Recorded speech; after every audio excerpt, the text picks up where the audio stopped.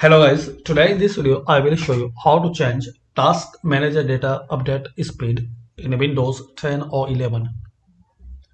So right click on task this start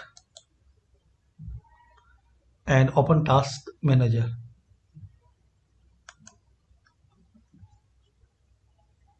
Now in here click on view. So you will see update speed and you can select high, normal, low and post. So like a high and update speed is normal, and also you can select low.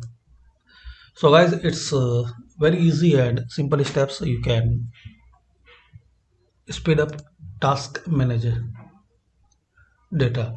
So thanks for watching. Please comment this video useful for you or not.